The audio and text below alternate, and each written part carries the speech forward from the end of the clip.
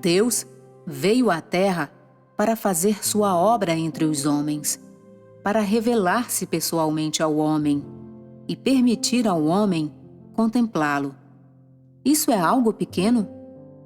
Isso é realmente extraordinário.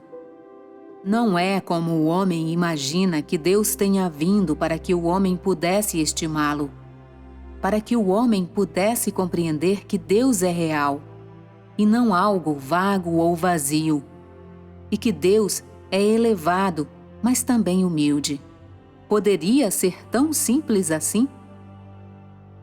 É justamente porque Satanás corrompeu a carne do homem e que o homem é aquele que Deus pretende salvar, que Deus deve assumir a carne para lutar contra Satanás e ser, pessoalmente, o pastor que conduz os homens. Somente isso é que beneficia a sua obra. As duas encarnações de Deus aconteceram para derrotar Satanás e para melhor salvar o homem. Isso acontece porque o que batalha contra Satanás só pode ser Deus, quer seja o Espírito de Deus ou o Deus encarnado. Para resumir, aquele que batalha contra Satanás não pode ser os anjos, nem muito menos o homem, que foi corrompido por Satanás.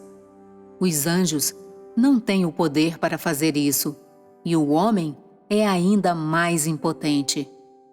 Portanto, se Deus deseja operar na vida do homem, se Ele deseja vir pessoalmente à Terra para operar no homem, então Ele precisa se tornar carne, isto é, Ele precisa pessoalmente vestir a carne.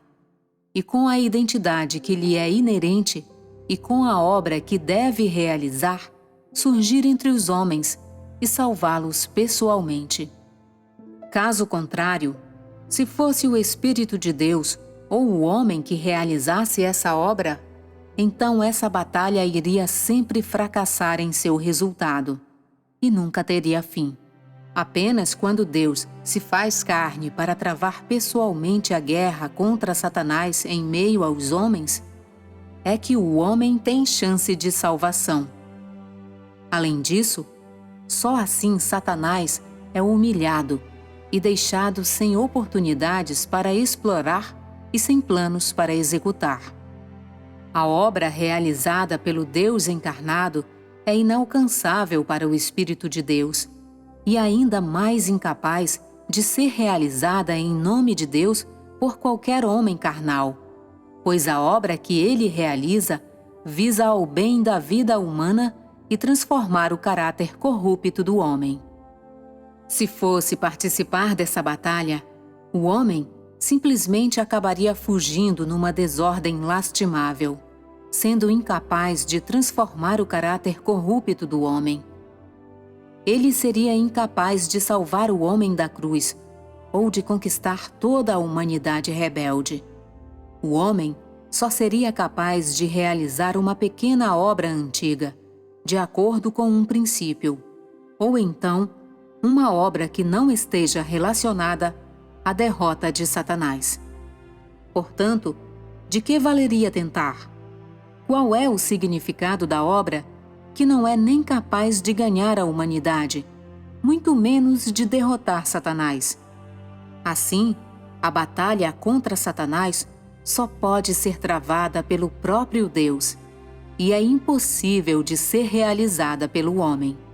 O dever do homem é obedecer e seguir, pois o homem é incapaz de realizar a obra de inaugurar uma nova era, e muito menos executar a obra de batalhar contra Satanás.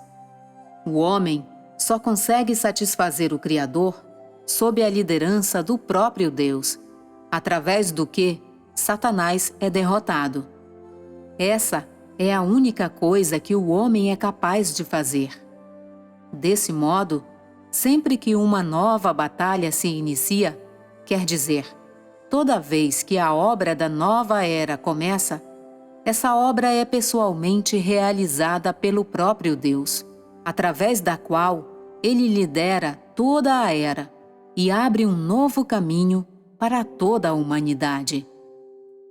O amanhecer de cada nova era é um novo começo na luta contra Satanás, através do qual o homem entra em um reino mais novo e mais belo, e uma nova era conduzida pessoalmente pelo próprio Deus.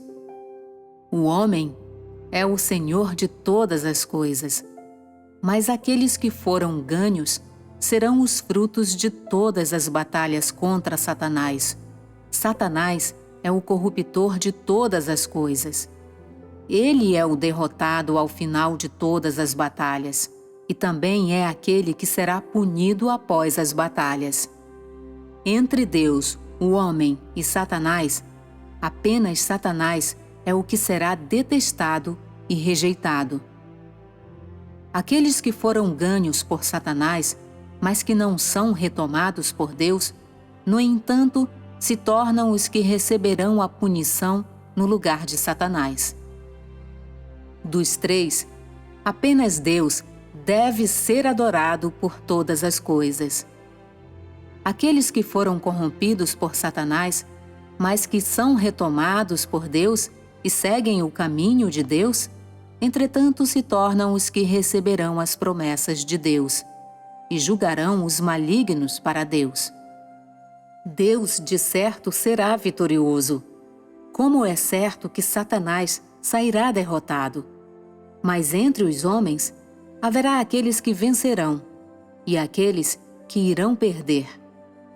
Aqueles que vencerem pertencerão ao vencedor, e aqueles que perderem pertencerão ao perdedor.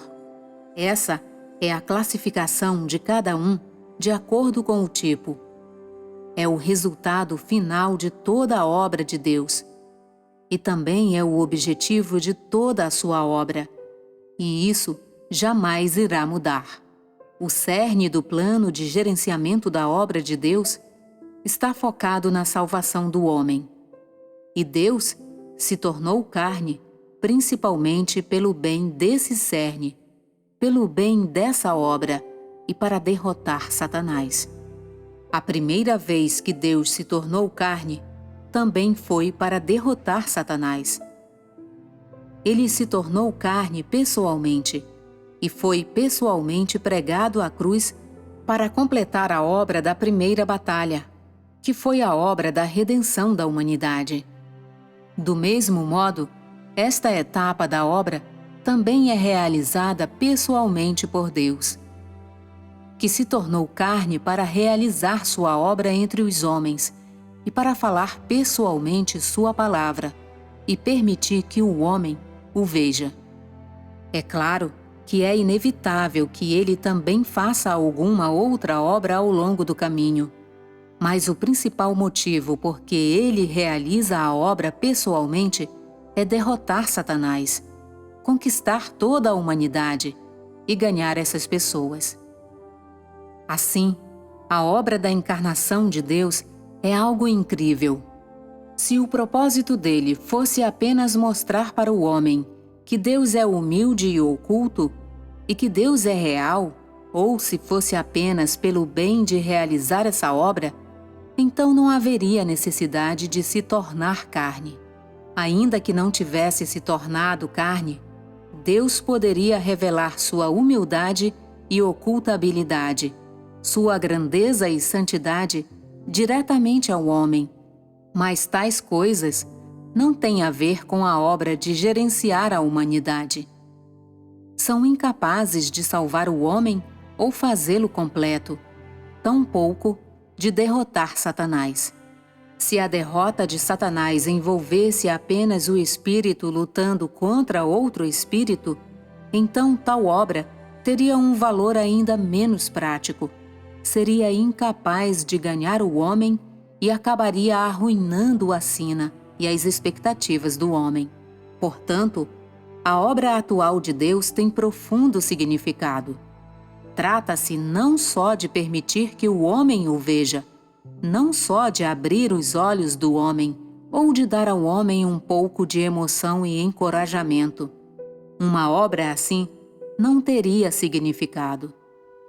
Se você só consegue falar acerca desse tipo de conhecimento, isso prova que você não conhece o verdadeiro significado da encarnação de Deus.